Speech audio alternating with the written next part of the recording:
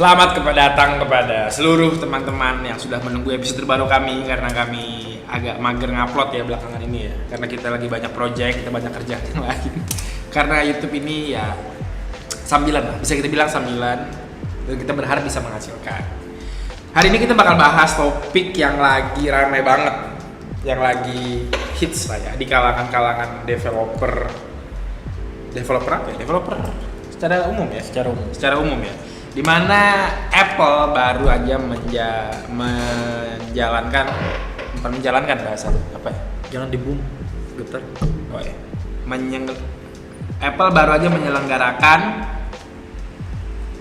acara WWDC, Worldwide Developer Conference.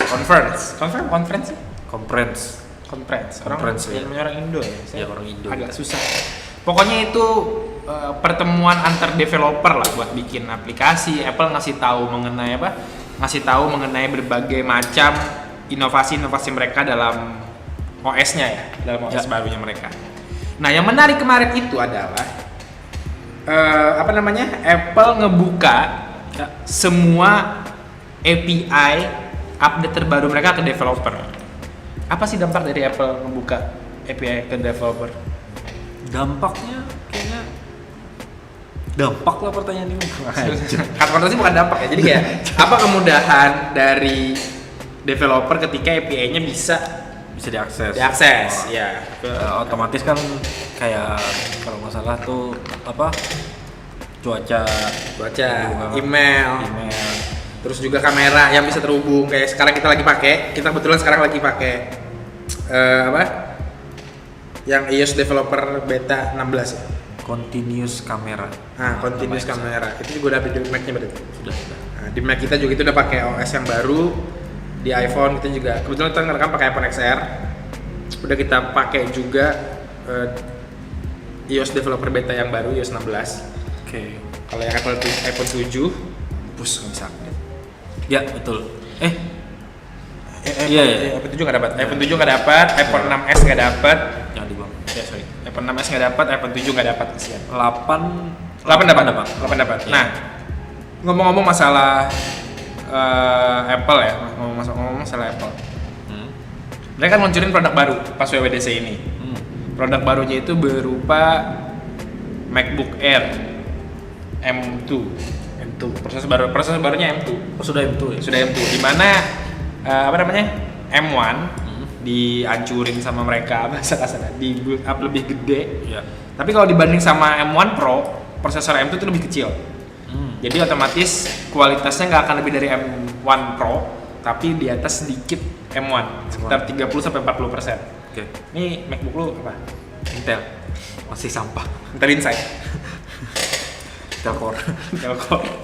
Nah, ketika orang-orang pakai M2, Ya. buat para developer tuh kekurangan dari silikon Apple tuh apa sih? Kenapa nggak upgrade ke Apple Silicon? Apa sih kekurangannya yang dari kemarin yang lo tau? Kalau dari kekurangannya itu Waktu M1 ya? waktu M1 rilis pertama itu kan kayak virtualisasi, setahu saya. Virtualisasi itu banyak yang belum bisa. Virtualisasi kayak kita ngebuka VMware. Tapi ujung-ujungnya bisa dengan dari softwarenya itu jadi mengubah fungsi-fungsi mereka, mengubah coding mereka. Bahkan kan kayak VMware juga ngebuat VMware Fusion. Jadi ngebuat produk baru sekalian buat masuk ke M1. Kayaknya gitu. Nah, kan sekarang kalau dilihat di M2 ya, di M2 ini mereka menekankan mengenai gaming.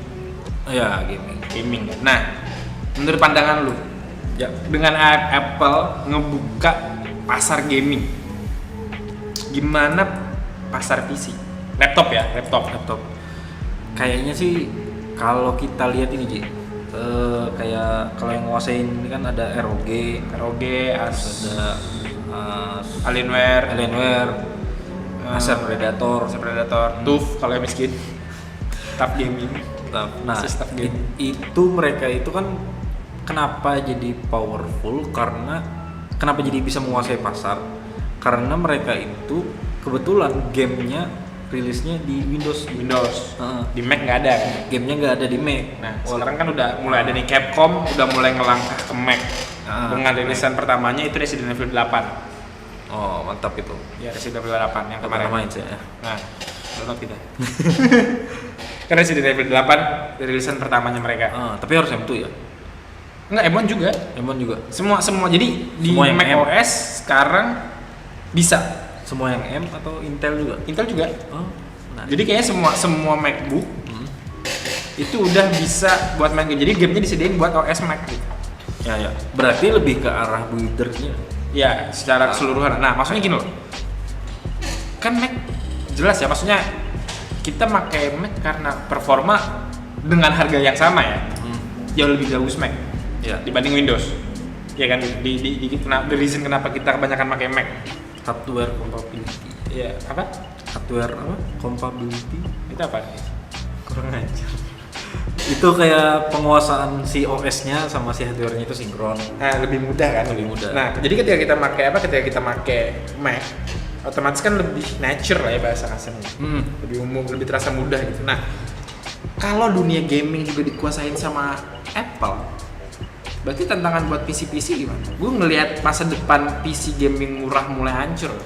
Karena harga M1 Mac Air yang sekarang itu cuma 12.500. Terakhir cek di Tokopedia ya.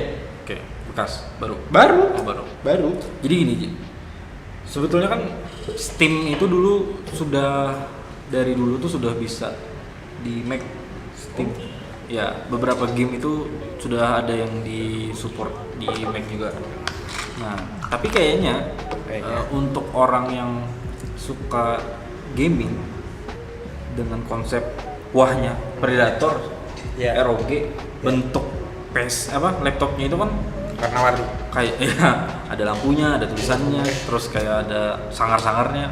Nah, kalau Mac itu kan bahkan yang paling baru juga tetap kesannya itu biasa manis. aja.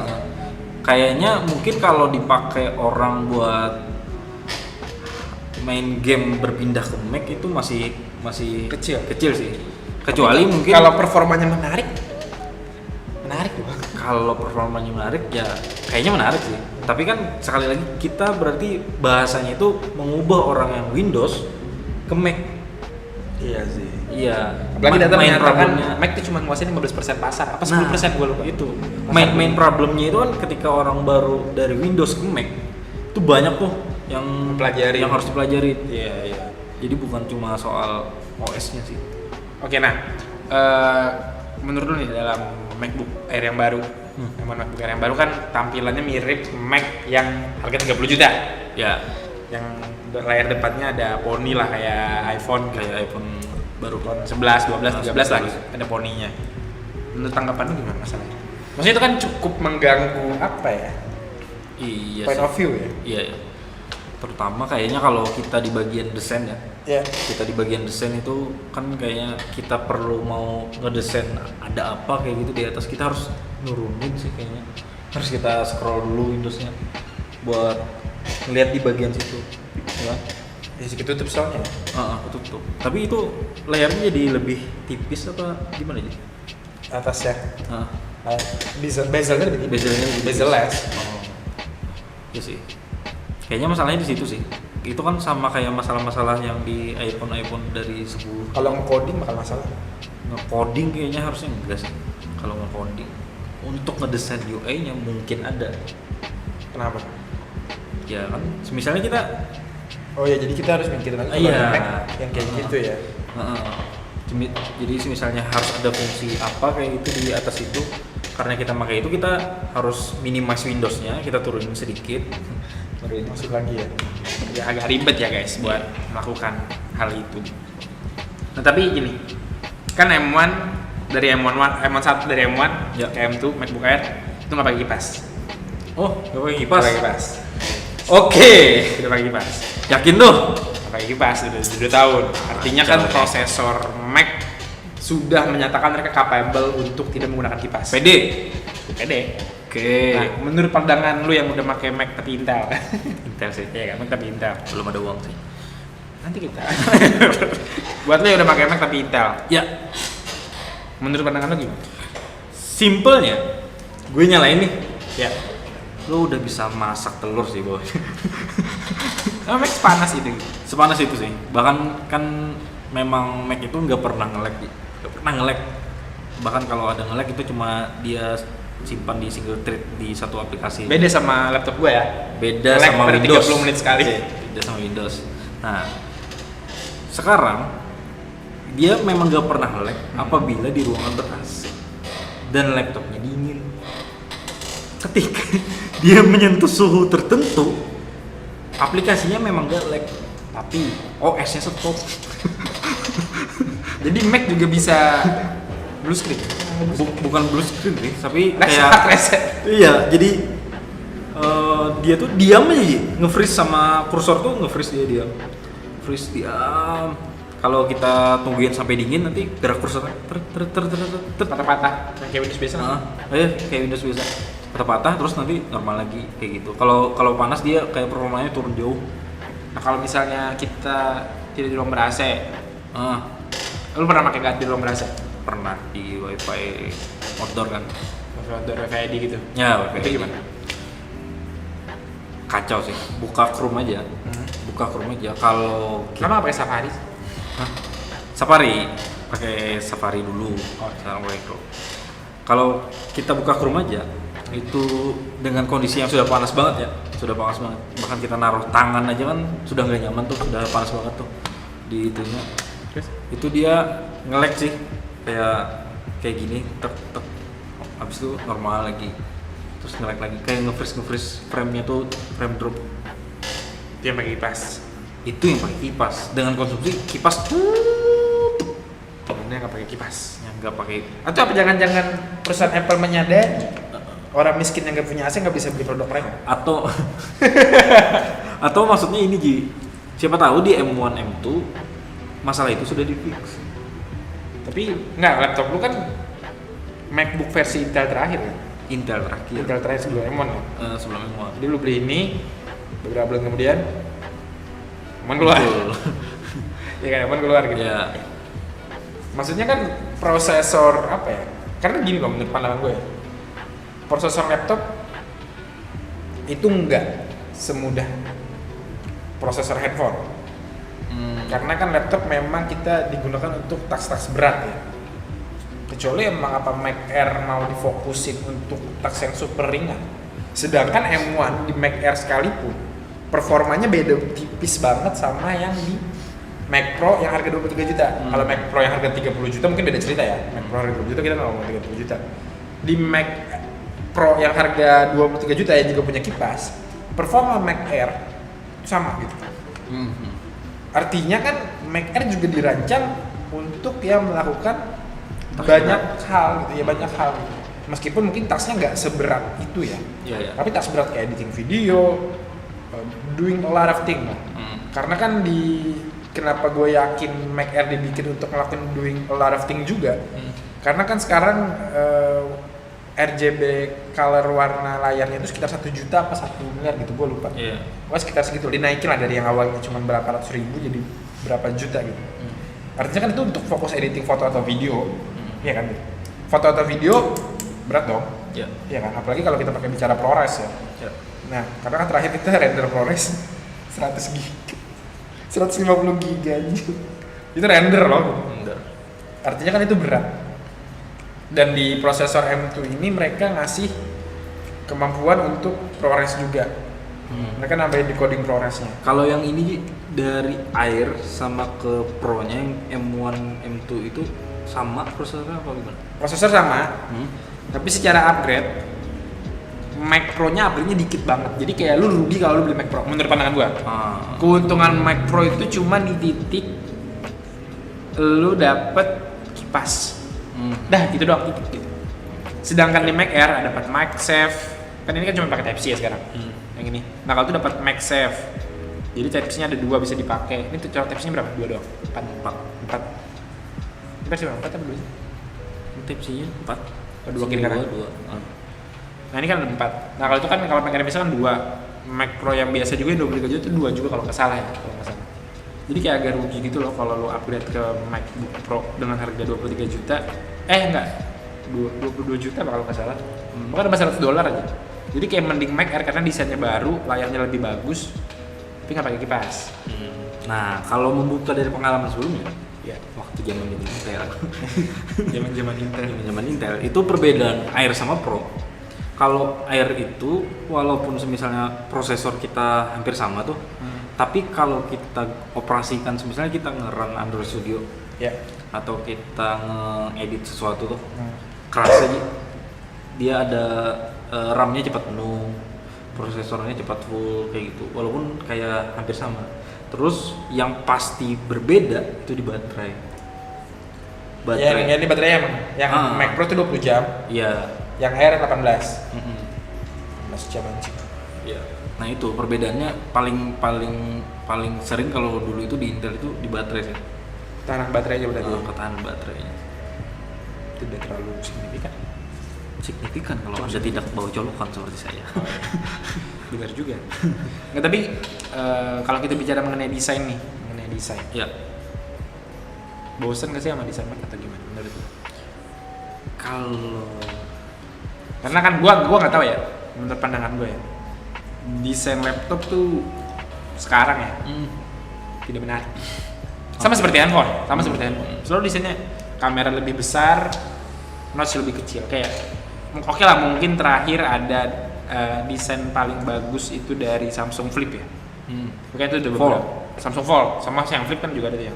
Oh iya Flip. Nah itu kan oke, itulah membawa hal segar baru di dunia gadget gitu. Tapi kan kalau di Apple sendiri hal-hal kayak gitu kan tidak Kayaknya nggak bakal dipakai. Iya, nggak tahu, kayak gue ngerasanya desainnya tuh gitu-gitu doang gitu. Dan ini mau entah dari MacBook, iPad, iPhone, kayak nggak ada yang ngebedain, kayak yang beda kameranya doang. Yang ini kameranya gini, ini bentuk kameranya gini, kayak ya udah gitu Sih. Kalau ngelihat dari community-nya, ya sih. kalau kita ngelihat community-nya, kalau orang make Mac, misalnya saya pakai Mac tuh, yang kita pandang itu minimalisnya. Tapi kan itu setiap orang beda-beda tuh. Setiap orang beda-beda. Karena yang buat professional use ya. Iya juga sih. Iya. Tapi kan kalau misalnya yang iPhone kan dipakai untuk umum ya. Ya salah yang beli sih. Kalau cuma buat nelpon WA ngapain pakai iPhone 13 Pro? Ya lanjut. 13 Pro Max sih ngapain ya? Lebih ke arah mending XR ya? Mito lah. Xiaomi di hati. Xiaomi. Apa gue rusak lagi anjing? Nah, kalau menurut lu Ji, Apa? kenapa desain itu kayak gitu-gitu aja? Nggak ada kayak perkembangan teknologi? Nah, gue pernah baca. Kita tuh udah mungkin gue salah menjelaskannya, agak bingung gitu. Tapi gue bacanya kayak kurang lebihnya kayak gitu. Kita tuh udah sampai di titik perkembangan teknologi paling jauh. Sehingga perkembangan teknologi itu jadi biasa-biasa aja. Nggak ada hal yang terlalu baru atau gimana, karena itu udah sampai di ujung titiknya gitu loh. Di ujung titik teknologi. Jadi kayak nggak ada hal baru yang begitu mengesankan yang bisa keluar gitu. Sebenarnya hal baru tiap tahun tuh ada, selalu ada paten baru kan gitu. Perusahaan nggak berhenti bikin paten gitu. Berarti kan ada perkembangan teknologi, tapi dipublish ke publiknya itu nggak tahu apa. Nah hal itu yang menurut gue cukup mengecewakan, karena kan sekarang market dikuasai sama pasar-pasar yang gede banget ya, kayak contoh Apple, Samsung, Microsoft kayaknya nggak ada, Xiaomi. Kalau yang handphone ya, kalau laptop mungkin ada Microsoft, HP, ada Asus. Google Pixel juga, Asus. Maksudnya gitu loh. Menurut gua perusahaan-perusahaan ini sengaja menahan sih inovasi-inovasinya mereka. Karena kayak nggak mungkin sekelas contoh kayak Apple deh gitu. Masa mereka bikin fingerprint in display aja nggak bisa? Samsung udah bikin dari tahun kapan coy? Iya, udah lama banget. Iya gitu, kayak maksudnya sorry to say nggak mungkin sesulit itu buat perusahaan segede Apple ya mempelajari hal tersebut gitu. Artinya mereka bisa ngelakuin hal itu kapanpun mereka mau. Tapi kenapa mereka nahan itu gitu?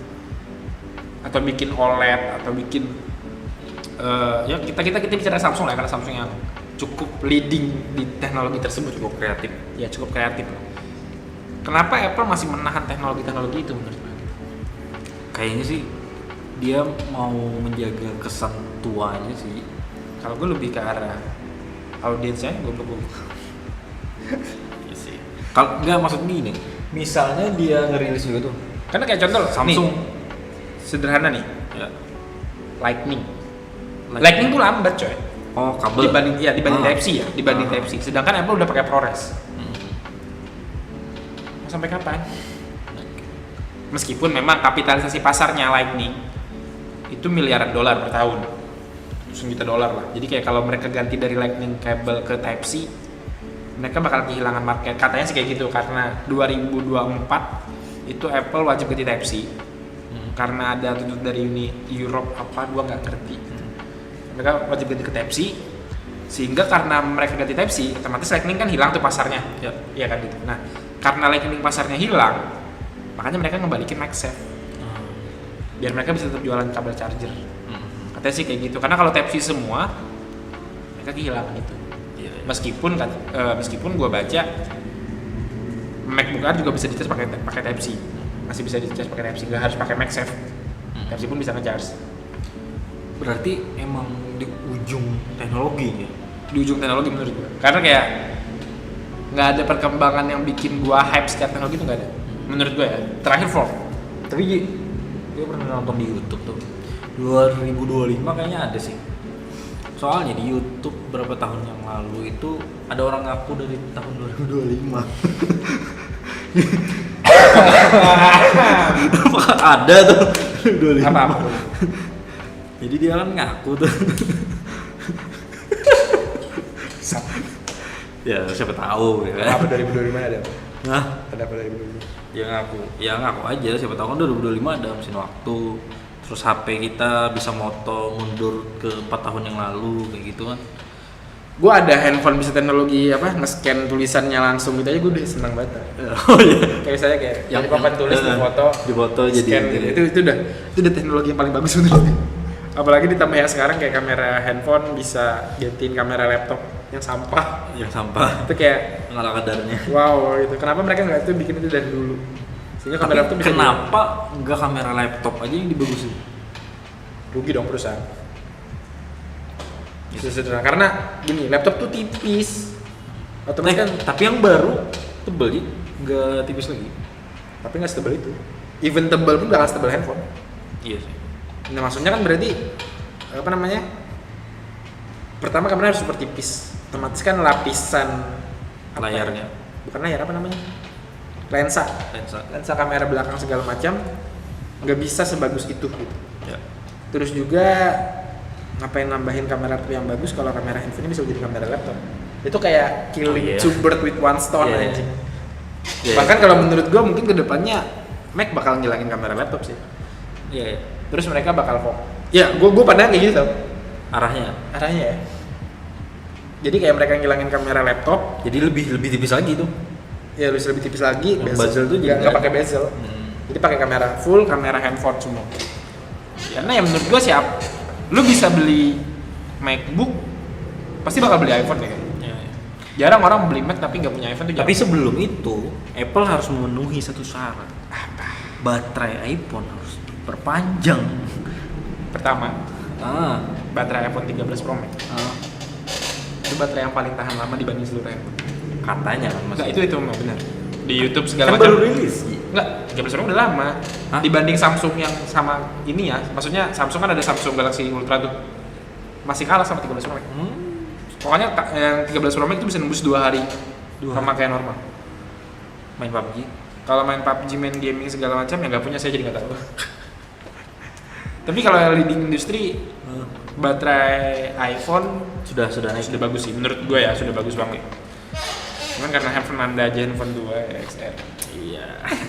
Kita ini nge-review teknologi baru, teknologi kita lama ya. Nanti kita beli perlahan-lahan. Oke.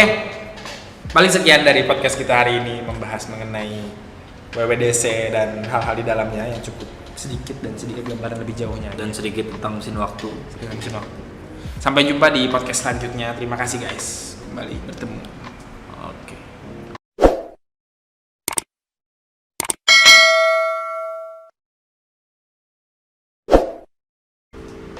Halo teman-teman, kembali lagi dengan saya Aldi dan ini teman saya Gozi. Hari ini sudah start. Hari ini kita akan membahas mengenai kecerdasan buatan. Waduh, Dimana apa ya kecerdasan buatan ini apa sih? kecerdasan buatan itu, bawa-bawa. Kecerdasan buatan itu program komputer yang didesain untuk mengikuti pola pikir manusia. Pola pikir bagaimana manusia menentukan sebuah pilihan. Kayak gitu sih. Berarti dia mempelajari. Iya, Pelajari terus dia mengambil pilihan berdasarkan apa yang sudah dipelajari sama dia. betul sekali. Misalnya kan kayak Tapi AI itu nggak bisa berpikir sendiri nggak sih?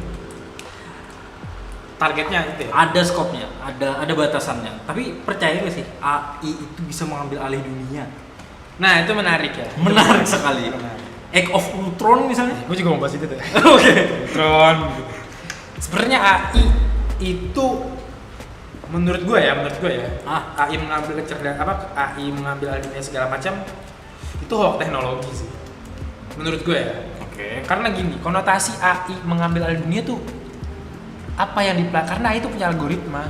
Oke. Dan sampai detik ini ya, setahu gua dalam teknologi diterapkan secara umum, bukan penelitian militer yang kita rahasia atau gimana, itu tidak tahu. Oke. Ya kan?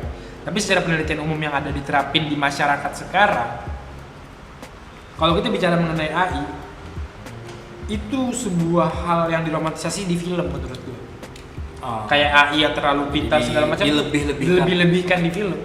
Karena AI itu penerapannya bagus. Kita butuh kayak contoh AI itu face recognition itu AI kalau nggak salah ya. Ya. Misalnya Itu ada masuk AI. Itu AI. Terus juga scan barcode itu AI. Scan barcode AI. AI kan. There's a lot of thing that yang berhubungan sama AI. Tapi buat AI menjadi hal yang secerdas itu, menurut gua research di manapun ya, pemerintahan, perusahaan raksasa segala macam belum ada yang sampai sana. Biarkan saya menjadi pro kontranya. Tahu GitHub Copilot? Ya, GitHub Copilot itu kan mempelajari sistem coding kan. iya, yang sudah ada. Sudah Sesimpel kita menulis buatkan satu buah form dengan isi ini dengan ini, tek dia langsung membuatkan codingnya. Nah, itu kan ada perintah yang masuk. Bukan belajar sendiri dong. Iya betul. Ketakutan orang-orang akan AI ini kan adalah ketika dia mengambil alih sendiri dirinya. Oke. Dan bergerak sesuka hatinya atas pembenaran diri dia sendiri. Oke. Dengan logiknya dia kan. Oke. Nah sekarang gini, logik algoritmanya harus seluas apa buat bisa kayak gitu. Else if-nya itu infinite number loh. Oke. Semisalnya di suatu kondisi nih, Super komputer sih misalnya. di suatu kondisi dia ngebuat permintaan, membuat pengenalan wajah. Oke. Sesimpel dia bisa mengeksekut dan membuat coding itu dengan sendirinya. Berarti dia sudah bisa membuat hal yang lebih luas lagi kan? Oke, ya gue sepakat bahwasanya mereka memang bisa kayak gitu. Oke. Tapi keterbatasan teknologi juga gak memungkinkan hal itu terjadi. Iya sih. Sekarang gini. The reason kenapa di film-film itu menakutkan karena pemerintah sebenarnya punya si nuklir gitu-gitu ya. Sebenarnya bisa aja sih nembakin nuklir segala macam. Tapi setahu gue teknologi nuklir segala macam itu tidak otomatis. Tapi ada Di film jadi otomatis. di film memang beberapa otomatis, cuma secara keamanannya mereka punya Manual. protokol yang harus itu manual gitu. Iya. Karena senjata itu cukup berbahaya banget yang bikin mereka harus ada manualnya juga. Iya. Nah, jadi kan untuk itu di suatu kondisi dikuasai oleh AI itu cukup susah. Oke. Memprogram robot itu mahal. Oke. Banget gitu. Bikin nembak otomatis segala macam tank gitu-gitu aja tuh anggarannya berapa duit coy. Oke. Buat pemerintah menyatakan buat sebuah institusi pemerintah Amerika segala macam pakai AI gitu buat menyerang ke manusia, umat manusia segala macam, itu logiknya terlalu jauh menurut gue. Iya nggak sih? Tapi misalnya kalau kayak misalnya ada teknologi lebih tinggi daripada GitHub Copilot tuh, terus dia si programmernya nih menulis buatkan sebuah teknologi untuk melindungi saya. Coba pakai 3D printer nggak sih? Terkoneksi sama 3D Ya printer. nggak tahu, misalnya dia anggap aja dia terkoneksi Sama ke misil, Iya, sama terus ke peringatan apalah ke negara biar kayak Age of Ultron lah. Itu kayak gimana? Kira gini sih menurut gue ya. Kalau kita bicara mengenai teknologi dan kebebasan berinteraksi segala macam. Sekarang gini ya logiknya. Oke. Programmer sehebat apa? Ya kan? Oke. Yang bisa bikin kayak gitu dan dia bikin amankan saya.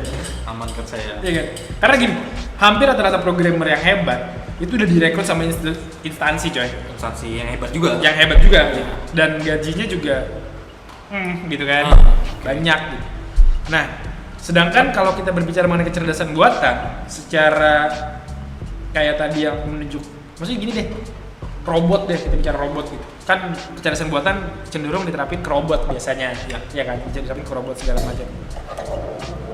Sedangkan perkembangan robotik aja itu sekarang mengagumkan sih menurut gua. Maksudnya robot itu mengagumkan sekarang. Ada yang gua lupa namanya apa, yang bisa ditendang dia bisa jadi tentara gitu robotnya. Ya, ada yang juga kayak sekdol. Ya, there's a lot of thing lah.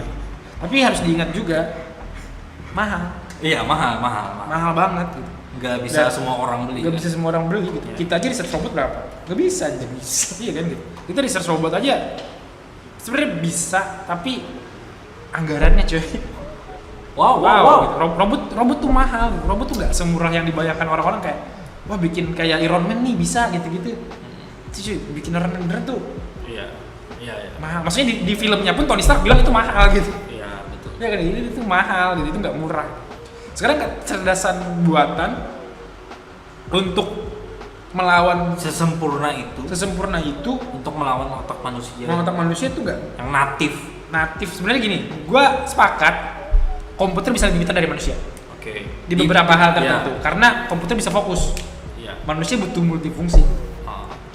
Manusia diciptakan untuk A B C D E, keluarga apa segala macam A B sampai Z gitu. Kalau mesin diciptakan kalkulator nih, ya dia diciptakan untuk menghitung. Oke. Jadi tentu dia bakal lebih hebat dari manusia dalam hal menghitung misalnya, ya kan? Karena dia diciptakan dari awal untuk menghitung. Nah, sekarang teknologi itu buat terus berjalan segala macem, buat terus berkembang lebih jauh segala macam. Itu butuh dana berapa dan keuntungannya apa ketika sebuah pengembang melakukan hal itu gitu. Pernah nggak sih nonton video Agung Hapsah soal kecerdasan buatan? Itu kan dia ada ngelihat kayak ada orang ngebuat game kecerdasan buatan, terus dia itu kayak bisa menang, tapi di suatu kondisi dia dicurangin, terus dia itu pasti kalah. Apa yang dilakukan oleh si ayah? Menjeda game tersebut sehingga dia tidak pernah kalah. Itu kan di luar nalar, tapi tetap sesuai dengan fungsinya kerjanya. Menarik kan? Tapi kalau kita bicara hal-hal kayak gitu ya menurut gue ya, kalau masalah AI memang tidak bisa dipungkiri ya, bakal berkembang. Memang tadi kayak contoh yang tadi yang robot itu, dia mungkin bisa ngakalin sistem segala macam. Tapi gue sebagai orang close minded, gue cabut listriknya Tetap kalah. Tetap gak pernah kalah Ji. Kan gamenya gak selesai. Ya, tapi tadi kan gue menang. Iya sih. Maksud karena gini loh, mereka kan butuh. Kenapa gue berpikir ya AI nggak akan pernah bisa menguasai dunia ya, menurut pandangan gue. Teknologi itu butuh saling terhubung. Iya. Ya kan, teknologi butuh saling terhubung. Dengan dunia yang sekarang, even sampai 10-20 tahun ke depan, gak tau kalau 30 tahun ke depan deh, 10-20 tahun ke depan dong, belum bisa dunia atau satu negara tertentu memiliki smart city yang sebegitu hebatnya yang membuat semuanya terhubung. Smart city ini maksudnya kayak gimana? Maksudnya smart city secara AI ya. Secara AI bahwasanya dia bisa bergerak secara otomatis apapun. Otomatis kayak contoh dia bisa mempelajari traffic, terus bikin traffic ulang segala macam, bikin perencanaan traffic lagi yang baru, terhubung ke lampu lalu lintas, terhubung ke sini, terhubung situ. Algoritma terlalu besar. Mungkin bisa tapi rada lama kali. Lama banget pengembangannya, dan secara Perlu sistem riset, kan? ya, secara pemerintah politik ya. Seluruh dunia tuh nggak ada yang mau ngabisin uang ke sana karena politikus itu tidak bergerak berdasarkan IT. Tapi menurut gue robot atau bot yang paling kayaknya belum pernah gagal itu ada bot keamanan di server New Medira aja. Server kita memang buat keamanan itu menjaga server terus berjalan tanpa pernah ada gangguan. Full 24 jam. Iya. Di notif. Kalau ada server gangguan, server down, di notif. pelayanan 24 jam. Nomor uno. New Medira, newmedira.com. Oke. Lanjut Kak. Gue kayak gini tadi. Karena gini, menurut gue kenapa sistem kayak gitu nggak akan pernah ngambil alih. Oke. Pertama, pemerintah itu pelit dalam tanda kutip sama yang namanya teknologi. Oke. Kecuali untuk perang. Terpaksa. Ya, karena negara kuat ya gitu. Iya. Negara kuat adalah negara yang militernya besar gitu Iya. kan. Kalau perusahaan itu mungkin, karena perusahaan mengembangkan untuk internal perusahaannya, saling terhubung, listrik apa itu masih mungkin. Kalau negara itu nggak mungkin. Kenapa? Karena politikus tidak dirancang untuk berpikir menyelesaikan masalah dengan teknologi, teknis. Politikus itu ya punya cara yang tersendiri di seluruh dunia. Ini nggak menjudge negara manapun. Di seluruh dunia, politisi itu memang tidak bergerak di bidang IT, dan nggak bisa disalahkan juga. Karena memang dari awal mereka bukan orang IT dan mereka lebih ke arah orang sosial. Ya kan? Politikus itu sosial. Jadi mereka menyelesaikan masalahnya dengan cara sosial, bukan dengan pengembangan teknologi. Iya, betul. Makanya kita cuma melihat perkembangan dobrakan teknologi itu nggak pernah dari pemerintahan, pasti dari perusahaan-perusahaan gitu. Contoh kayak mungkin Apple, Tesla, Samsung, Microsoft, Samsung, segala macam. Karena memang mereka menyelesaikan masalah hidup manusia dengan teknologi. Sedangkan pemerintah menyelesaikan masalah hidup manusia dengan tindakan-tindakan sosial. Iya kan gitu. Makanya menurut gua secara teknis AI nggak akan melangkah terlalu jauh kemanapun. Orang mobil Tesla aja bisa nabrak kok, banyak. Iya, mobil Tesla juga banyak nabrak kan. Karena masih pengembangan. Iya. Nah, maksudnya gini, kecerdasan buatan itu cuma ketakutan yang dibikin-bikin sama film.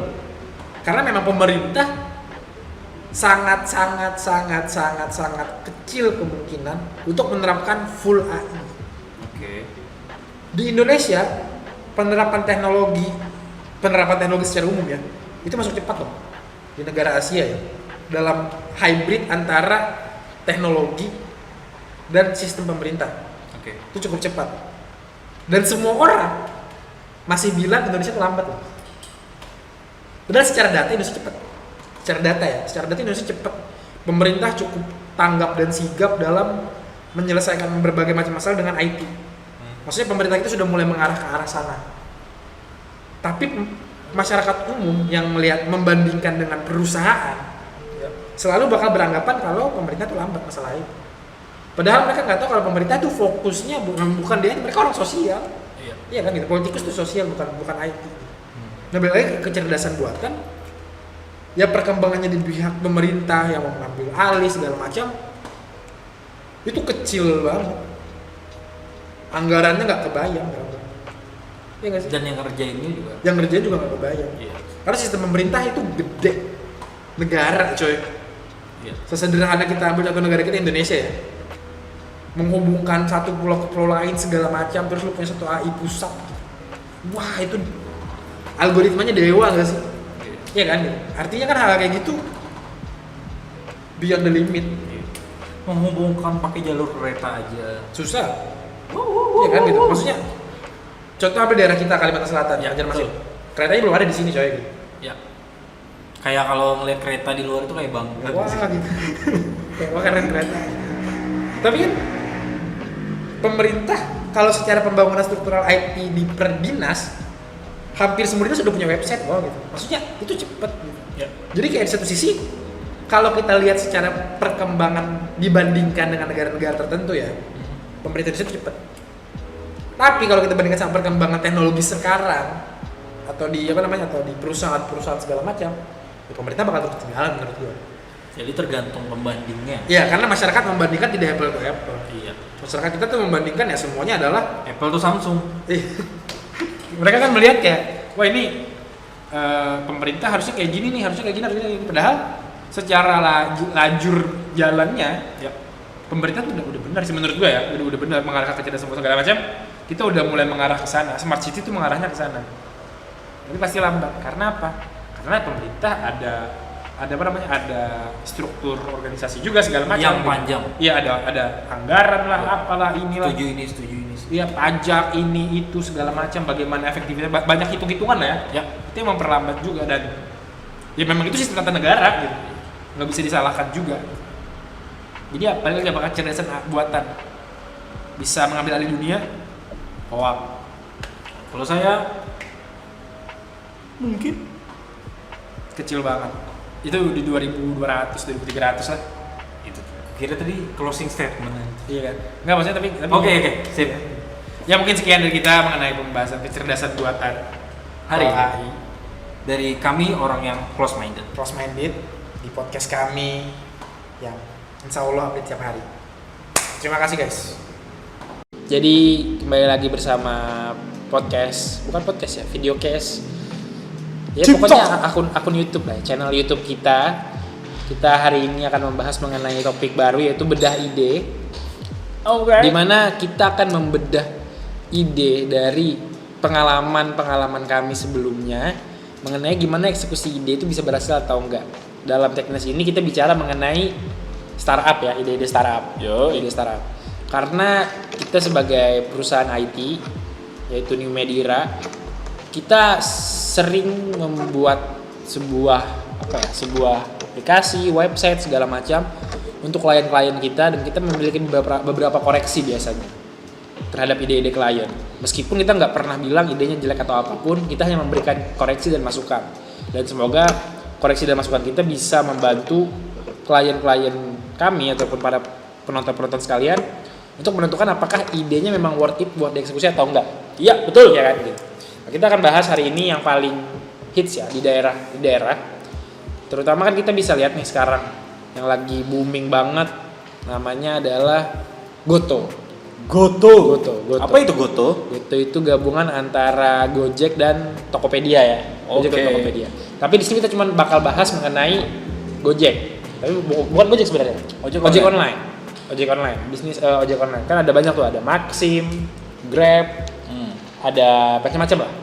Nah, biasanya ojek online ini bisa nggak sih kita bikin ojek online sekarang?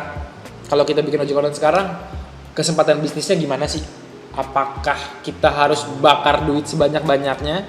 Apakah kita harus punya modal puluhan miliar, ratusan miliar, terus bersaing sama unicorn, dekakorn, korn segala macam itu gitu? Popcorn. Apakah kita harus bersaing sama mereka kayak sama Gojek, sama Grab, sama segala macamnya? Jawabannya adalah tidak perlu atau tergantung. Karena gini, kalau kalian mau bikin bisnis ojek online, delivery food segala macam, itu kalian jangan ambil pasarnya ibu kota. Jakarta, ibu kota daerah, Bandung apa segala macam lah. Kalian nggak akan bisa ngambil di sana. Pertama dalam melihat pasarnya adalah kalian harus melihat bahwasanya di daerah itu tidak ada ojek online-nya.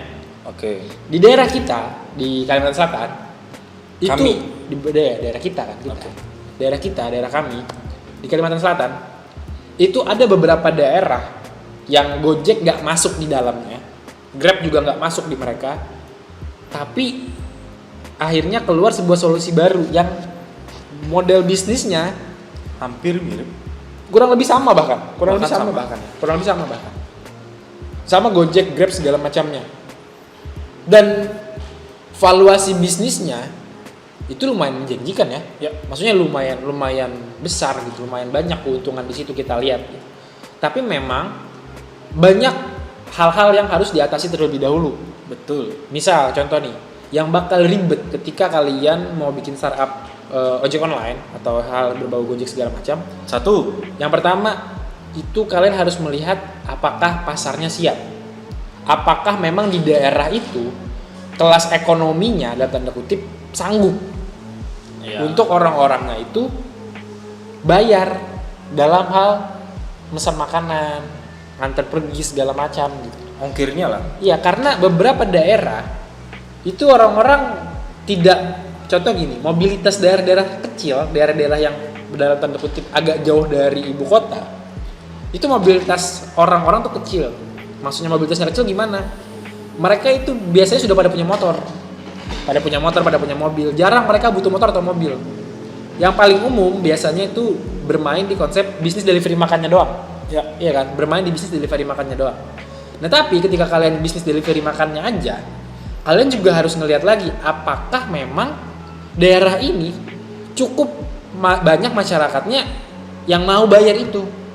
Karena kan kalian juga harus ngasih keuntungan ke driver, ke merchant, dan bahkan ke kalian juga gitu.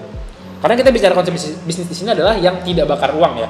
Kita tidak merekomendasikan bisnis bakar duit. Ya, karena kalau bisnis bakar duit menurut kita ya kalian harus pakai margin yang besar gitu. Pasarnya harus makro, nggak bisa mikro. Kalau kalian main yang per daerah kecil segala macam, ya kalian harus mengusahakan untuk tidak membakar duit. Kalaupun bakar duit harus sekecil-kecilnya, yang memang keharusan aja gitu. Misalnya mungkin di sebulan pertama atau 2 bulan pertama, kalian nggak bisa ngikutin kayak Gojek, kayak Grab yang bakar duitnya nggak habis-habis gitu. Karena ya kita beda, maksudnya tidak bisa dipungkiri kita memiliki beda investor gitu. Jumlah investor mereka banyak coy gitu, sampai di bursa saham juga gitu. Nah, pertama kita harus cek dulu di daerahnya, apakah daerah ini siap sama kedatangan aplikasi ini. Yang kedua, apakah struktur masyarakatnya sanggup? Maksudnya sanggup gimana? Memang orang-orang di sana udah pakai handphone yang bisa pakai aplikasi itu gitu. Ya minimal Android lah biasanya. Kalau kita iOS kan agak mahal ya biaya codingannya biasanya gitu. Ada Mobile Legends-nya nggak? Ada Mobile Legends-nya. Karena kita mikirnya gini.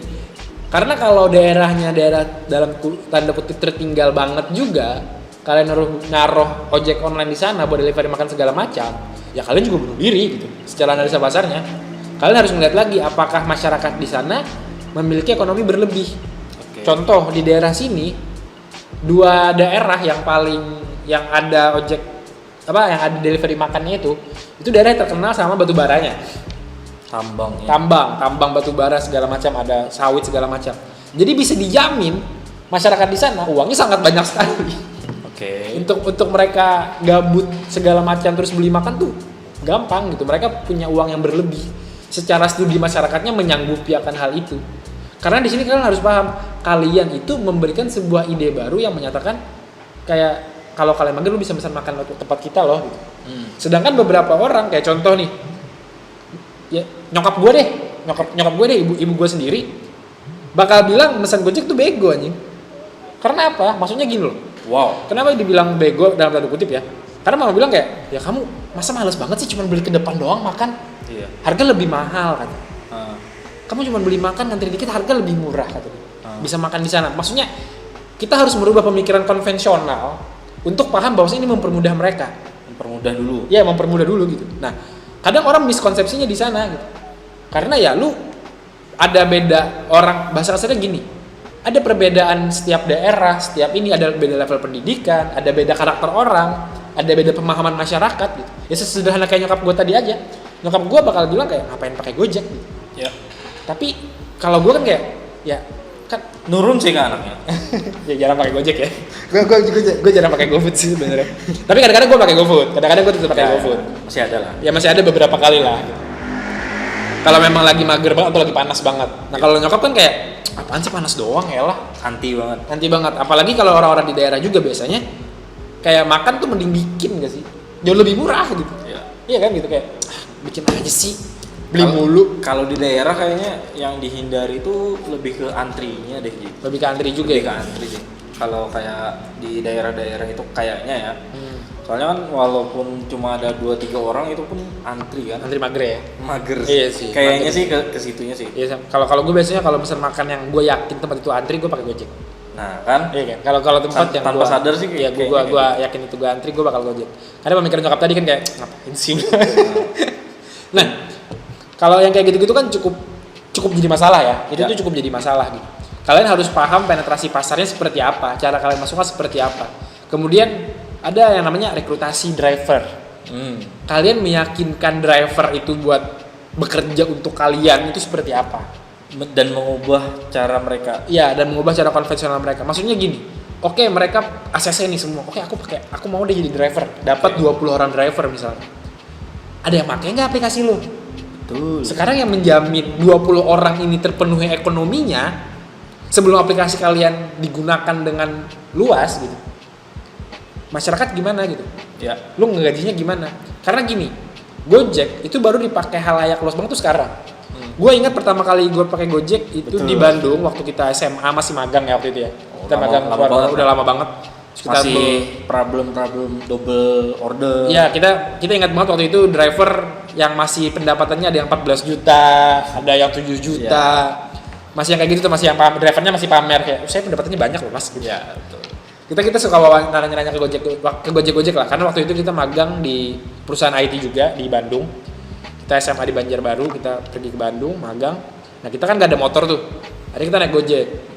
Itu kan kalau di ibu kota, ya kita akhirnya memanfaatkan Gojek. Tapi kalau kita yang di daerah pinggiran, daerah pedesaan, dari ujung yang bahasa kasarnya tempat makan juga nggak sebanyak itu.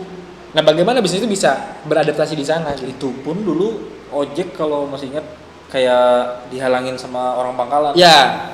Kita ingat kita juga pernah di stop sama orang Pangkalan, ojek Pangkalan waktu sampai itu. Beliau muter kan? Iya, dan kita juga panik, kayak ada yang nggak berani pakai jaket Gojek, jaket Grab. Nah, kalian juga harus memahami itu pemikiran orang yang bahasa kasarnya ya, maaf kita bilang, itu pemikiran orang kota loh, gitu.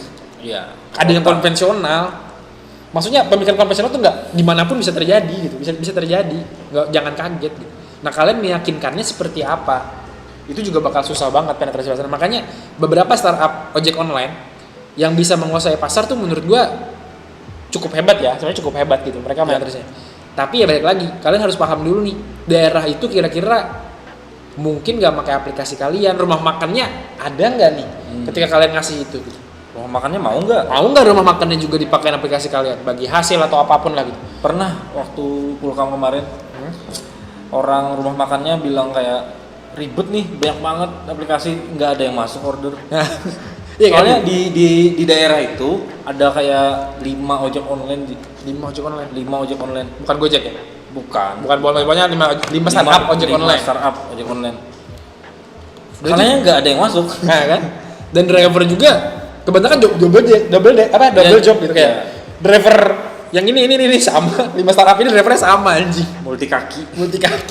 Itu juga sering terjadi gitu. Nah, sekarang kita bahas mengenai teknisnya nih. Susah nggak sih nge-coding Gojek? Kalau nge-coding Gojek itu bukan Gojek ya, ojek online. Ojek online. Gojek kayaknya susah sih. Kalau ojek online itu kan basicnya itu location based ya. Location based itu ya problemnya itu mungkin kayak kalau dari sisi problemnya mungkin kayak waktu awal Gojek itu kan ada double order yang kita ngorder sekali ordernya drivernya datang 2, 3. Itu di coding gimana ngatasin? Kalau di coding kan ada agak-agak tricky tapi bisa kayak gitu. Masih bisa diatasi kalau untuk dari sisi coding. Kalau misalnya yang jadi problem tuh biasanya apa sih kalau kita nge-coding gitu selain double order? Paling kalau dari si pembawa idenya mungkin kalau dari pembawa idenya paling sering di soal kayak radiusnya. Radius itu gimana? Sering kayak pembawa idenya ini bahkan belum ngerti alur aplikasi dia sendiri. Karena bukan orang programming. Iya, gitu. Bukan orang programmer juga gitu ya. Waktu ditanya, ini misalnya toko ini radius jangkauannya drivernya berapa? Dia kayak mikir, oh iya, radiusnya gimana ya? Ya mikir dulu deh. Nah, sering lebih ke bisnis logic sih, bukan problem di codingnya kayak gitu sih. Nah, itu misalnya bisnis logiknya gini. Daerah toko warung ini anggap di tengah-tengah perbatasan antara kota A sama kota B. Iya. Nah, itu gimana? Dia biasanya gimana sih kalau orang-orang tuh umumnya? Iya, kalau kayak gitu sih kayaknya penengahan masalahnya bisa ditanyakan dulu ke orangnya. Apakah driver dari misalnya Banjarbaru Martapura kan dekatnya. Misalnya dari Banjarbaru bisa ngambil di Martapura, berarti yang diutamakan itu radius. Oke. Atau driver Banjarbaru cuma bisa Banjarbaru walaupun di perbatasan Martapura, jadi yang diutamakan si Banjarbaru kayak Nah, gitu. itu berarti titik tengahnya, ngambil titik tengah kota apa gimana? Ngambil titik tengah kota. Titik tengah kotanya. Jadi kalau titik tengah kota nih, itu ngitung ininya berapa gimana? Ngitung logik, ngitung harga jarak tuh gimana sih? Jarak itu biasanya ketentuan dari orangnya kan ya. Biasanya kan kayak ada yang 10.000, ada yang 15.000 per kilometer. Biasanya per kilometer. Kayak gitu sih. Kalau di coding misalnya Coding nih gimana sih? di dalam aplikasi, ketika kita kerjain aplikasinya kita bikin, Ya, karena lu sebagai programmer nih, Iya kan gitu. Gimana? Misal gue mau bikin aplikasi, biayanya biasanya berapa sih kalau bikin ojek online? Wah, iya juga ya. Kita anggap lah patokan buat orang-orang. Kita anggap misalnya kalau ojek online Paling basic aja. paling basic antar makanan lah ya. Antar makanan. Sama yang jaga tokonya itu apa? Merchantnya sama merchantnya itu kita anggap misalnya 15 juta Sama juga dong. misalnya. Enggak, harga kita real bro. Harga kita real 40 juta. kita anggap 15 juta. Kita anggap. Kan ini basic nih. Soalnya kalau kita tinggikan bingung nih jadi fiturnya apa aja. Oh iya. Paling best banget nih. Paling best banget. Paling Anggap sampai. aja cuma ada satu aplikasi driver, satu aplikasi klien. 15 juta. Iya, anggap aja tanpa merchant. Tanpa merchant. Oke. Tanpa merchant. Jadi kayak merchantnya itu didaftarkan oleh cabang masing-masing. Langsung ke WA kayak gitu kan. Oke. Teknisnya. Karena emang kayak gitu sih. itu tricky ya sebenarnya. Nah, itu berapa banyak sih aplikasi Gojek tuh harus berapa banyak berarti? Kalau kita bikin aplikasi ojek online, Kalau output aplikasinya ada berapa berarti? Kalau standarnya mau rapi sih kayak Gojek ya, ada driver, ada klien, ada merchant, terus ada si cabang apa? Megang cabang daerah itu. Ada 4 aplikasi berarti. Ada 4 sih. Belum kalau sama super admin ya, si punya aplikasi. Backdoor website juga belum lagi tuh. Backend, backdoor hacker dong. Oh iya. Backend sudah masuk. Udah masuk lagi ya. Kalau kayak gitu Terakhir kita bikinin orang mau bikin aplikasi sampai manajemennya ya. Sampai manajemennya itu kita ngitung ini semuanya banget merchant, data, apa segala macam itu dia. Wow. Kayaknya jangan loh. Iya. Kayaknya sensor aja bang gitu lah. Nggak, maksudnya kan kalau orang yang kayak langsung terima beres gitu loh, mau langsung gede. Ya Kalau langsung gede gitu. Nggak startup, jadi kayak model bisnis ini langsung jalan aja. Ya. 5 juta, kita ngitung based on data kita gitu, belum. Dan ada riset lapangan. Ada riset lapangan kita segala macam. Itu kemarin ada klien minta kita harganya sekitar 500 jutaan lah. Ya. Tapi itu kita yang manajemen juga dari kita gitu. Pure semua dari kita lah bahasa kasar. Iya. Terima beres aja. Terima jalan lah. Terima jalan, terima hasil lah. Kita ngitung. Tapi ya kita juga nggak mau sih sebenarnya. Mau sih. Belum di calling back. Kayaknya ada aman bang. Nah, itu Kabur lah ya. kita harusnya aman. Oke. Ya jadi gitu deh kurang lebih ya kan.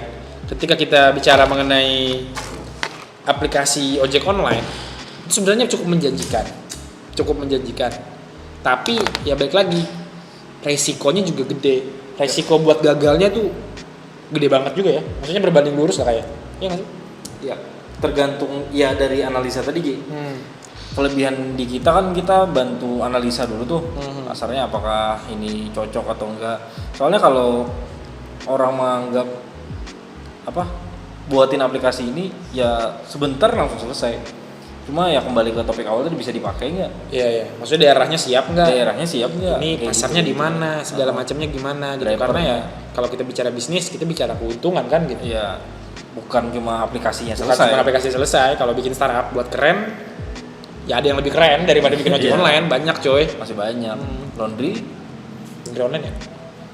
Tapi iya. Kita beli laundry online ya. Tapi udah ada. sudah. Di kampus gua ada laundry online tau. Sudah. Maksudnya kayak orang pakai sistem WA ambil gitu. Cukup memudahkan sih, kayak Gojek tapi direct WA. Iya. Kalau di sini sudah ada. Ada. Ya? Itu yang Warna biru. Teman kita. Iya. Oke, best friend, sahabat aku mendukung bisnismu. Ya oke, mungkin sekian dari kita mengenai analisis kita mengenai bedah ide kita mengenai bisnis ojek online. Ya. Risiko yang mungkin 20 memang menit juga. Ya ini kita nggak bisa bilang ini analisis udah detail, Ya. tapi itu memberikan gambaran sederhana lah. Kalau emang mau gambaran lebih detail, kita mau diskusi lebih banyak segala macam, kita tidak pernah segan untuk langsung kontak kita di newmedira.com Yoi. atau di Instagram @newmedira. Yoi. Atau bisa kontak juga atau bisa komen lah, bisa komen, kita bakal baca komen-komen kalian. Ya kalau dari subscriber kita kasih harga berbeda lah. Ya, subscriber Harga kita spesial. harga berbeda, kita kasih harga lebih bersahabat. Karena kita sahabat. Sahabat. Oke, terima kasih, sampai jumpa lagi kawan-kawan. Oke, hari ini kembali lagi bersama podcast kami semua, podcast kecintaan kita yang nomor 1 di dunia bla bla bla. Kadang nggak jelas, maaf. Oke, hari kita ada topik baru bersama teman saya, masih bersama Mas Imam. Ya, Hari ini kita akan bahas mengenai hal yang cukup menarik ya, yaitu mengenai jenis-jenis hubungan. jenis-jenis hubungan. Jenis-jenis hubungan. Oke. Jenis-jenis hubungan. Kita bagi dulu jenis hubungan. Jenis-jenis hubungan itu ada pacaran, menurut aku ya, menurut saya. Oke. Pacaran, menikah, Menikah, HTS, HTS. hubungan tanpa status. Wow, HTS hubungan tanpa status. Dan FWB. FWB. FWB. FWB. Ya, kita ngobrol dengan FWB. Nah, kalau Mas Imam sendiri ada preferensinya nggak? Hubungannya sukanya seperti apa? Ya, kalau di umur yang sekarang nih ya, yang hampir kepala 3 nih. Berkepala 3, Iya, hampir kepala 3. Ya, nggak juga hampir sih, ya 27 lah. 27 tahun. Iya, 27 tahun. Lumayan berusia. Kalau gua sih lebih seneng ya kayak ke FWB gitu. Kalau di umur yang sekarang nih, Kenapa suka FWB? nggak. Maksudnya gini loh, ini sorry ya, kita Iya, iya. agak pertanyaannya mungkin agak sensitif ya. Oke. Orang-orang kan di usia 27 tahun mungkin kebanyakan sudah mulai memikirkan pernikahan. Pernikahan Mungkin benar. ya, maksudnya benar, kebanyakan benar. mungkin teman-teman Mas Imam lah, mungkin Mas Imam bisa melihat gitu bahwasanya teman-temannya mungkin ada yang menikah apa segala macam gitu. Benar. Apa yang ngebuat Mas Imam merasa kayaknya nyaman sama FWB deh gitu. Lebih asik aja gitu. Lebih asik aja. Lebih asik. Enggak gini.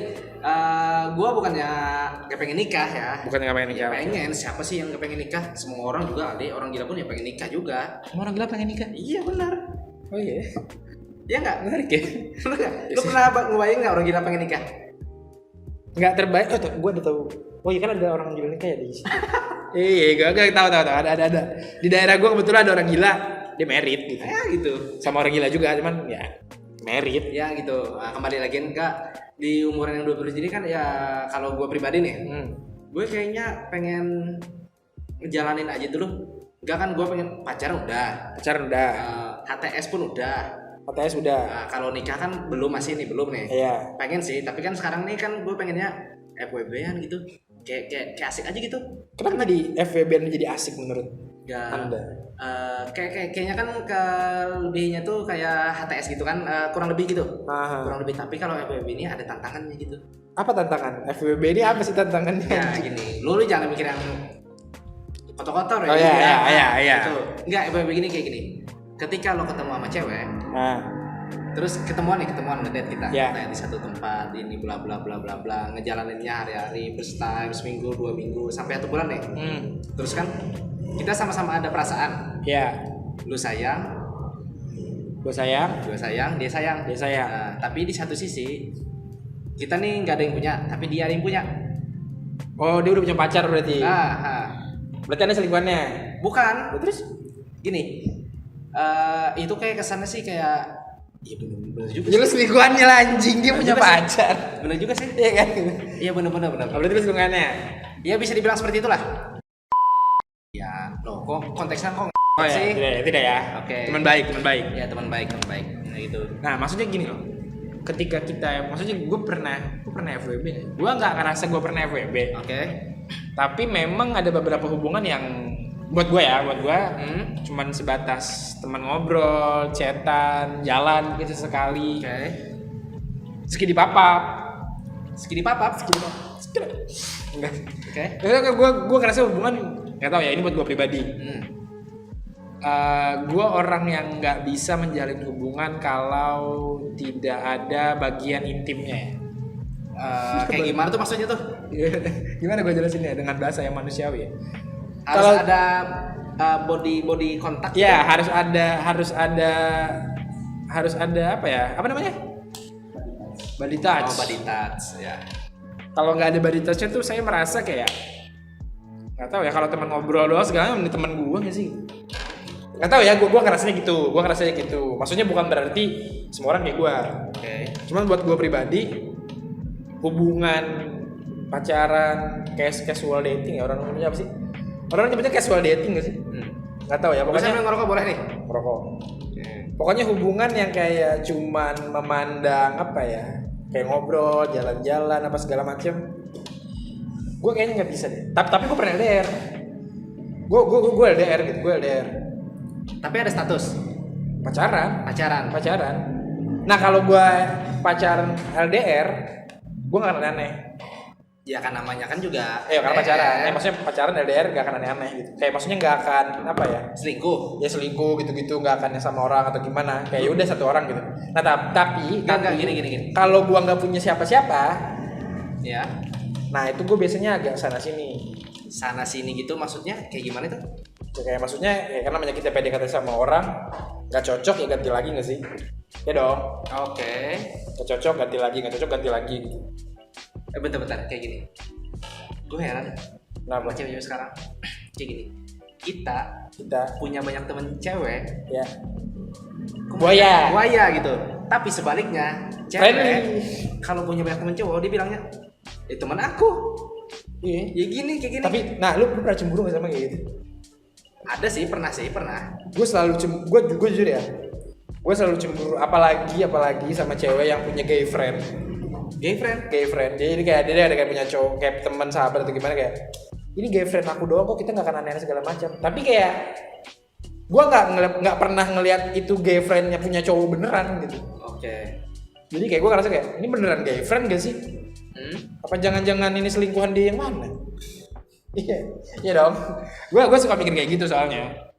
Tapi ya gue berusaha menghilangkan pemikiran itu loh. Oke, kita kembali lagi ke topik ya. Ya, yang hubungan lo sama yang LDR gitu gimana? Kalau hubungan LDR ya gue nggak aneh-aneh sih. Maksudnya kan kita nggak punya secondary bitch gitu maksud. Kecuali kayak misalnya gue FWB nih sama si A atau sama si B. Nah, tapi gue tuh anehnya gini. Gue tuh nggak bisa sama 2-3 cewek sekaligus. Gue stres kalau kayak gitu. Gue bingung bagi waktunya. Kayak gue misalnya sama si A nih, terus sama si B, sama si C, sama ini si D. Ini dalam hal apa ini dulu nih? Dalam hal chatan, teleponan, jalan apa. Karena gini. Jadi lo nggak bisa bagi fokus gitu? Ya karena menurut gue makin banyak cewek makin banyak duit yang lo keluar. Buat gue pribadi. Makin banyak waktu yang harus gue spend. Misalnya gue harus teleponan sama, anggaplah kita sleep call ya, atau misalnya kita teleponan malam gitu. Kan agak repot ya kalau gue punya 2 cewek aja misalnya. Ya. Masa jam 7 sampai jam 8 gue teleponan sama si A, jam 9 sampai jam 10 gue teleponan sama si B. Sibuk banget. Kan simpel, Bos. Sibuk banget. Bos. Lu tinggal undang dia gitu ya, joinan gitu. Tak lo joinan. Maksudnya gini loh. Punya pasangan lebih dari satu itu pemborosan buat gue pribadi. Itu buat lo ya. Buat gue pribadi itu pemborosan. Kayak contohnya gini. Gue harus maintain hubungan, maksudnya maintain hubungan kayak gue ngajak dia jalan, gue harus ngopi sama dia. Satu orang aja itu cost money, boy. Ini gue gak bicara pelit atau gimana ya, cuman ini buat gue pribadi, satu orang itu udah cost money gitu. Kayak anggapnya gue liburan sama dia, gue kan kalau pacarnya sih gue liburan segala macam gitu. Kalau gue punya 2 pasangan, gue harus liburan sama si A, gue juga liburan lagi sama si B. Berapa duit, coy? Iya kan? Iya sih. Oke lah, terus kita harus ngedate. Oke, kita bilang ngedate, masa uang ngedate nggak ada 50.000, 100.000 atau misalnya split bill gitu. Ya tapi kan ngedate-nya kan nggak tiap hari. Nggak, maksudnya gini, kita anggap split bill juga nih. Gue capek anjing. Maksudnya gue sama si A jalan hari ini, besok jalan lagi sama si B. Gue nggak terlalu suka jalan sekarang. Lah lo sukanya apaan coba? Minum. Enggak, maksudnya gitu loh. Kalau nggak tahu ya, gue sekarang kalau hubungan 2-3 orang gue udah nggak bisa. Even FWB pacaran segala macam, gue pasti gini orangnya. sama satu dulu nih. Anggaplah gue ngedeketin orang, cewek. Satu dulu nih. Selesai nih kisah gue sama yang ini, baru gue ganti yang B. Jadi lo lebih suka yang gantian, gue ganti. Gantian. Iya, gue ganti lah bahasa kasarnya. Di-cut gitu, di-cut. Iya, di-cut. Enggak terus lagi, maksudnya? Enggak. Oke. Kecuali mungkin kayak nge-reply sekali atau dia nge-reply gue gitu-gitu baru. Jadi kayak gue nyelesain dulu sama dia, ganti. Selesaiin dulu, ganti. Karena kalau kayak gitu pusing sih menurut gue ya. Karena kayak gue nggak tahu ya, kalau misalnya ada beberapa temen gue yang cewek sih, mereka bilang kayak mereka punya banyak cowok 3, 4, 5 gitu di PDKT, karena mereka bilang ya ini PDKT bebas dong gitu. Kan kita nggak tahu jadinya sama siapa. Nah kalau gue tuh nggak bisa. Maksudnya temen-temen gue juga banyak yang cowok kayak gitu. Maksudnya kayak mereka ngedeketin cewek ada 3, 4, 5, 10. Ya itu kan emang kodrat kita. Iya enggak, maksudnya gini loh. Karena mereka bilang kayak ya gue nggak bisa kita nggak tahu di mana yang berhasil kan, misalnya gitu kan. Nah kalau gue tuh bingung malahan. Kayak gue ngechat sama si A, gue takut banget nih ya. Misalnya gue ngechat nih, anggapan sama dia si A, yang ini si B. Gue takut banget pas ngechat si A gue panggil si B kelepasan. Atau chatnya ketuker gitu misalnya. Gue takut banget hal sederhana kayak gitu. Karena gue nggak teliti orangnya biasanya. Gak disamain aja gitu panggilannya, misal kayak sayang semua gitu. Ayang. Nah kalau gue deket sama cewek, gue pasti manggil nama dia. Gue nggak pernah manggil ayang. Kalau PDKT ya, kecuali udah pacaran. Karena kalau sesekali mungkin, tapi gue lebih sering manggil nama. Even pacaran pun, gue lebih sering manggil nama lengkap. Jarang gue manggil kayak ayang beb. Atau I love gitu. Gue nggak pernah. Nggak, tapi ini gue pernah kejadian nih. Gue FWB sama 3 orang. 3 orang. Iya 3 orang. Ada 3 orang. Dan lebih hebatnya lagi nih, gue tuh ketiga-tiganya itu temenan dia. Bestian, 3 orang tuh bestian. Iya bestian. Wow. Bestian. Kok bisa? Ya nggak tahu. Bisa aja. Ceritanya gimana? Kayak gini, gue kenal sama temen gue si A. Oke. Ngedate lah gue. Ngedate. Terus gue bilang berdua aja nih, gak ajak teman-teman yang lain. Dia ajak temennya. Datanglah si B sama si C. Oke. Kan berempat tuh gue tuh. Ya. Ngobrol ini ya, pokoknya hepan lah gitu, hepan. Berarti dia teman-temannya dikung lu berarti ya? Si B sama si C tadi. Bajingan si B sama si C anjing. Gue nggak tahu gitu. Jadi kan update story kan, terus kan pasti ada nama tuh. IG lo apa? Ini. Repost. Ya. Follow. Follow lah gue. Dari situ gue ngejalaninnya gitu. Oke, terus?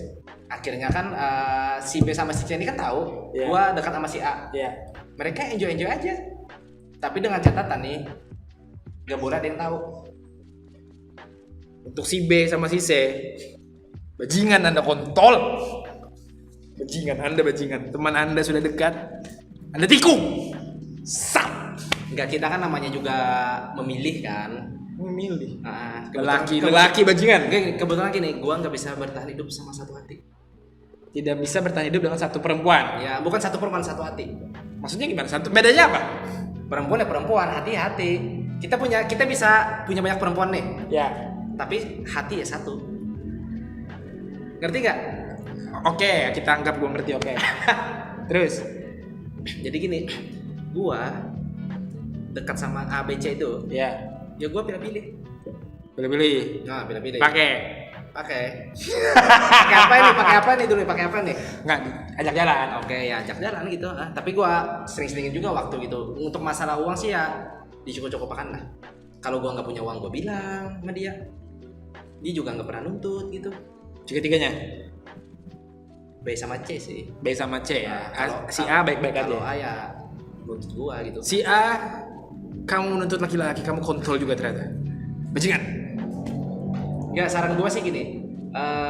Kalau dalam hubungan itu ya lo harus bisa baca keadaan lah gitu ya. Gimana baca keadaan? Maksudnya baca keadaan gini. Lo bisa harus open mindset lo lagi. Maksud kamu menjadi bajingan dengan baik dan benar? Iya, seperti itu. Enggak sih. Kita sebagai pihak laki-laki itu enggak boleh rugi lah istilahnya. Oke. Terus? Ya gitu aja sih. Tidak boleh rugi itu gimana? Konotasi tidak boleh rugi itu apa? Oke, apa gitu. keuntungan yang diharapkan dari PDKT sama cewek itu apa emang? Satu. Keuntungan yang didapat ketika kamu mendekati perempuan. Satu. kita lebih percaya diri, lebih tambah percaya diri. Oke, yang kedua. Yang kedua, kita memberanikan diri. Oke, yang ketiga. Ntar gue pikirin lagi deh. Oke. Saya tidak sepakat. Garis bawahi kawan-kawan, saya tidak sepakat. Lelaki bajingan. Tapi tidak apa-apa, itu hak masing-masing ya. Iya. Kita tidak menjudge, kecuali saya menjudge memang. Oke. Bangsat, tapi ya nggak apa-apa. Maksudnya kita belajar. Oke, kita belajar. Saya belajar dari Mas Imam, tapi saya tidak akan mengambil ilmunya karena ini cukup berbahaya. Oke. Tapi untuk kawan-kawan yang ingin mengambil ilmunya, silahkan ya Mas Imam. Oh, gampang. Lo tinggal Ketik rek, ya. spasi Imam. Ntar ada bio gue ada. Nanti ada di Instagram Mas Imam, kita kasih untuk teman-teman yang ingin menghujat di Instagram Mas Imam. Enggak, bercanda. Ini bercanda doang. Gak, kita di sini sharing-sharing doang. Kita sharing doang. Jangan diambil serius, jangan diambil serius. Ambil Takutnya serius. nanti jadi problematika anak masa kini ya. Iya, benar. Mungkin sekian yang bisa dibagikan mengenai FWB. Tapi Mas prefernya berarti FWB ya? Iya. Kalau aku prefernya apa ya? Prefernya one next time. One next time. One next time. Goodbye. Apa namanya ya? Kata temen gue tuh ewe goodbye itu apa ya? Nah, Apa gitu ewe goodbye, gak ngerti. Pokoknya ada lah itu bahasanya ewe goodbye aja. Ya mungkin sekian dari kita. Terima kasih kawan-kawan. Sampai jumpa di video podcast selanjutnya. Oke, kembali lagi di channel kesayangan kalian semua. Hari ini kita ada sesi baru ya, dimana kita akan membahas mengenai cerita asmara. Tentu saja bersama saya sebagai pemandu acara favorit kita semua, amin. Karena saya satu-satunya dan saya dibayar murah juga. Nah, saya nggak dibayar. iya. Jadi gini, hari ini dalam cerita asmara ini kita mau ngebahas mengenai hal-hal yang bisa saya relate dan mungkin beberapa kawan-kawan relate. Dimana di daerah saya, di daerah teman partner saya juga. Oh ya, saya perkenalkan dulu, partner saya namanya Imam. Oke. Buat teman-teman tahu juga gitu. Nah di sesi ini juga kawan-kawan bisa nanya di komen atau di Instagram kita, di chat, di email segala macam mengenai apa yang kawan-kawan rasakan dan hal-hal apa yang menurut kamu kayak, aduh saya juga merasakan hal kayak gini nih, saya mau nanya dong gimana baiknya gitu untuk didiskusikan. Ya kita sambil sharing-sharing juga Sambil sih. sharing-sharing juga, Ya, betul benar. banget. Nah, di sini kita akan bahas topik yang pertama, yaitu adalah cowok dan mobilnya. Cowok dan mobil. Cowok dan mobil. Wah. Karena gini. Saya pernah. Ini saya bagi cerita dikit ya. Oke, siap. Saya pernah di dating apps. Saya main dating apps gitu kan. Saya chatan sama cewek. Terus kita ngobrol di chat segala macam. Terus saya ajak jalan ceweknya, kamu mau cabut nggak sama aku gitu. Terus dia bilang, oh iya boleh deh kata dia, jemput. Oh boleh deh kata aku kan. Terus gue nanya kan kayak, kamu ada helm nggak gitu. Terus dia bilang, aduh aku nggak ada helm. Kamu naik motor ya kata dia. Wah, itu parah tuh. Terus kayak ya iya naik motor gitu kan. Iya. Ya saya tidak anak orang kaya gitu. Oke. Terus dia bilang ya, terus dibalas lagi. Gak dibalas. Gak dibalas coy. Chattingannya. Ih sedih banget. Kayak anjing lah gitu. Iya kan? Anjing lah gitu. Maksudnya saya ingin mengenal lebih jauh gitu. Gue pengen mengenal lebih jauh. Saya ingin ngobrol, saya ingin memahami dia lebih jauh. Siapa tahu jodohnya segala macam. Ya. Tiba-tiba saya langsung ditolak karena saya tidak punya mobil. Sak. Maksudnya ada apa sih dengan perempuan dan kendaraan bermotor ini gitu? Gak gini bro.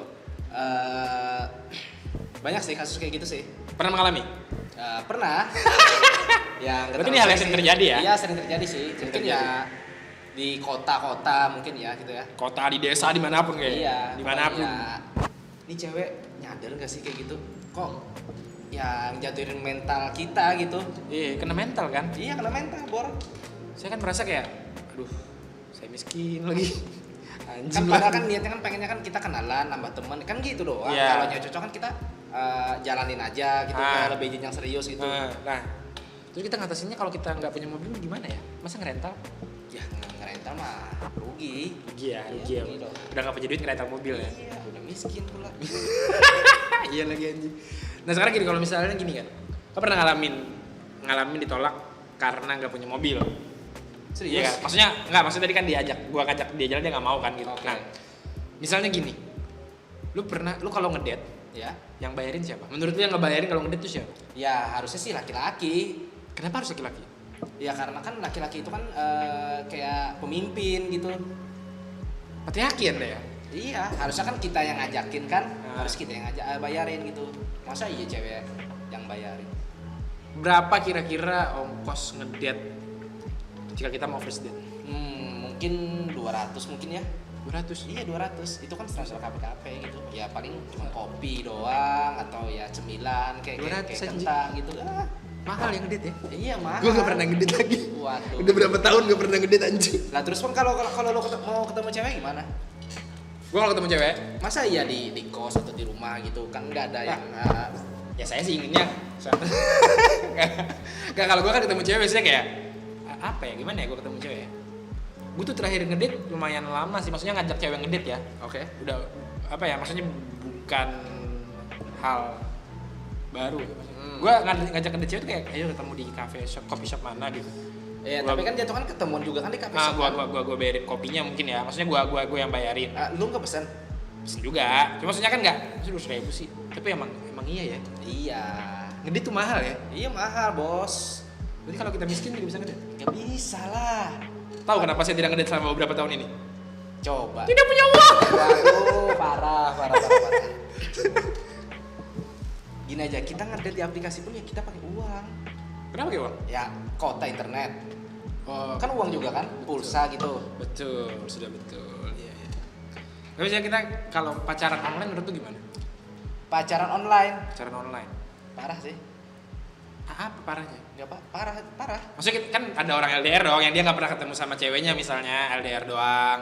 Oke, Kayak oke, anggapannya ketemu call doang. call doang. Ya, tapi pernah ketemu misalnya pernah ketemu nih dulu sekali aja. Oke, Atau 2 kali pernah ketemu deh kita anggap gitu. Ya, Terus LDR atau apa gitu. Kan pacarnya online tuh. Iya. Nggak pernah lama segala macam. Menurut lu gimana sih pacaran online? Pandangan lu? salah sih. Salah. Iya salah. Kenapa salah? Enggak gini. Nih gue cerita sedikit nih ya. Cerita sedikit. Gua cerita Boleh, sedikit. boleh. Gue pengalaman ya, anggaplah beberapa tahun yang lalu lah. Oke. Gue pernah kenalan sama cewek. Oke. Cewek itu ya lewat beberapa pulau lah. Oke, beda beberapa pulau. Wah, jauh deh. Anda tinggal di kepulauan ya anjing. Enggak, gue kenalan. Iya, Terus tuh gue minta nomornya. Zaman itu zaman WhatsApp. WhatsApp, Iya, WhatsAppan gitu, teleponan, video callan. Video Terus call. emang sih rasa itu tumbuh. Rasa tumbuh. Rasa oke. itu tumbuh Rasa karena itu kan interaksinya kan sama dia terus nih. Tiap hari, tiap jam gitu mau kasih kabar, pokoknya bla bla bla bla lah. Vikal kan berhenti. Ah, Sleep call, pernah iya, sleep call. sleep call ya, sebutan bahasa kerennya sih PCX lah. Cek tuh. Iya, video call. Video call apa eknya? Ya gitu deh. Ayo deh. Kayak gitu. Anak gaul ya. Terus kan kalau kangen kan biasa kan kita kebanyakan tuh ketemu. Kalau ada betul. masalah pun kita diselesaikannya ketemu biasanya. Iya, betul. Mungkin Lagi kalau hubungannya problematik ya. Iya, mungkin kalau 1 atau 2 kali kalau ada masalah sih ya nggak apa-apa, mungkin Kalau sering? Kalau sering ya. Pacaran online sering ada masalah, toksik. Iya, toksik banget. Nah, itu cara nyelesainya menurut lu gimana? Maksudnya gini loh. Kayak kita sayang nih. Iya, Kita sayang sama orang. Oke. Tapi orangnya kontol. Iya kan gitu. Ini cerita siapa nih? Adalah, gua lah, anggap gua lah. Oke. Meskipun bukan gua. Oke, Ini oke, bukan oke. gua, ini teman dekat gua. Ya. Tapi kita anggap aja gua. Nah. Maksudnya pacaran online tuh menurut point of view lu bisa berhasil bahagia nggak sih? Di awal. Di awal bahagia. Di awal, tapi setelah ngejalanin itu semakin kesananya itu nguras hati, Bro. Nguras hati. Bersedih. Tapi emang iya ya, maksudnya nggak bisa jalan, nggak bisa ngapa. Kecuali misalnya udah married LDR, oke lah ya mungkin. Iya, itu oke Ya, lah. oke lah ya. Gitu. Tapi kalau misalnya baru pacaran dari awal banget pacaran udah langsung LDR, Ya, enggak gini. Gua enggak maksudnya itu gua enggak bilang itu parah. ya. Tapi Gini. Tapi kalau kita semakin mengutamakan hati doang, itu nanti hasil kedepannya nggak bagus. maksudnya utamakan enggak tidak memakai logika. Iya gitu. Biasanya yang nggak pakai logika itu cewek ya. Cowok juga ada sih, Ya, cowok juga ada. tergantung. Iya. Sekarang gini, misalnya kan hubungannya kita LDR, Oke, hubungan juga pacarannya online segala macam. Oke. Menurut lu gimana ya? Model pacarnya itu kalau kita gimana ya? Gua agak bingung dijelasin. Gini deh. Kita topik deh. Karena gua agak bingung ngejelasinnya, takutnya ntar salah persepsi ya gitu. Ya. Menurut lu sama open relationship gimana sih? Kayak lu pacaran sama si A, tapi kalian sepakat ya lu boleh ngetot sama siapa, dia boleh ngetot sama siapa. Karena mungkin kalian balik lagi LDR tadi gitu. Maksudnya Beda pulau. Ya kalau gitu sih gue setuju. Iya kalau gitu gue setuju. Lelaki bajingan. Enggak, bukan lelaki bajingan sih. Enggak, kita tuh kan gini aja deh. Yang deket aja pun bisa selingkuh. Yang dekat aja bisa selingkuh. Iya benar. Astaga, bagaimana ini masyarakat? Apalagi yang jauh, Apalagi yang jauh, yang nggak bisa kita pantau. yang tidak bisa kita lihat, Iya. hanya sleep call. Bilangnya kamu di mana? Ya aku di sini. Coba Sherlock. Kan itu bisa. Fake GPS. Fake GPS. Tapi emang hubungan LDR menjadi tantangan ya. Maksudnya hubungan berjarak jauh ya. Iya benar, itu emang suatu tantangan, tapi harus diiringi dengan logika, Bos. Logika. Iya, logika. Konotasi logikanya tuh gimana sih? Kayak Logika gini misalnya nih. Anggaplah nih pihak sana nih. Pihak pasangannya. Ya? Pasangan-pasangan yang jauh di sana nih, Ya. ke kita nih, ke Ya. laki-laki nih. Kamu jangan macam-macam ya di sana ya. Oke. Oke kita bilang, kita lakuin apa keinginan Kita dia. menjadi baik. Tapi kenyataannya dia enggak. Kok bisa dia enggak? Itu sih sudah banyak kasus, Bos. Sudah banyak kasus ya. Iya. Maksudnya pengalaman Anda seperti itu. Iya. Parah sih. Parah. Parah. Tapi Gua bukan bilang itu salah, ya. tapi banyak tantangannya. Iya, banyak Tapi tantangannya. Memang hubungan online ini memang menjadi sebuah topik hangat ya di mana-mana ya. Iya. Karena banyak yang mengalami dan banyak yang merasakan dampaknya juga. Gitu. Iya, benar. Tapi misalnya gini, kita balik lagi ke pembicaraan awal masalah ngedate perempuan pertama. Kan lu pernah pakai dating apps nggak? Pernah. Pernah pakai dating apps. Pernah nggak di dating apps pakai yang premium terus beda pulau? Oh, nggak pernah. Nggak pernah. Gua paling jauh ya 1 jam sih dari sini ke Ke tempatnya. Ke tempat. Kalau gini pernah nggak kayak ketemu cewek yang dia beda daerah sama lu di dating apps atau di mana gitu? kalau ngejalaninnya pernah, tapi kalau ketemu enggak. Maksudnya ngejalaninnya? Enggak, maksud itu gua kenal sama cewek yang beda pulau, Oke. beda daerah. Nah, terus? Tapi kalau ketemu enggak. Jadi cuma ngejalanin hubungannya aja langsung. Maksud itu ketika dia lagi butuh ya gua ada gitu, tapi nggak ada ikatan gitu. Itu kamu namanya badut nggak sih? Enggak badut. Bukan badut ya namanya? Iya. Saya kira itu namanya badut. Karena kamu selalu ada untuk perempuan tersebut. Enggak. Tapi perempuannya tidak ada buat kamu, ya itu namanya badut. Enggak gini. Bukan ya? Ketika dia butuh gua ada. Ya. Ketika gua butuh dia ada. Dia ada. Saling jadi membaduti. Ada feedbacknya ada gitu. Saling membadutkan. Iya. Oke. Karena gini sih, maksudnya apa ya? Gua agak nggak tahu ya, gua agak bingung. Karena gue juga pernah LDR. Gue juga LDR lah gitu. Gue juga pernah LDR. Happy aja sih ya. Maksudnya beberapa waktu tuh happy aja gitu. Tapi emang kalau berantem tuh Susah kan? wow gitu. Susah kan? Emang Seharusnya kan kalau berantem itu kan adu fisik. Gimana adu mulut? Gimana adu fisik tuh gimana? Iya, ya gimana maksudnya ya lu jangan mikir yang kotor lah. Oh, maksudnya. ya. Nah, kan kalau berantem itu kan adu fisik. Ya.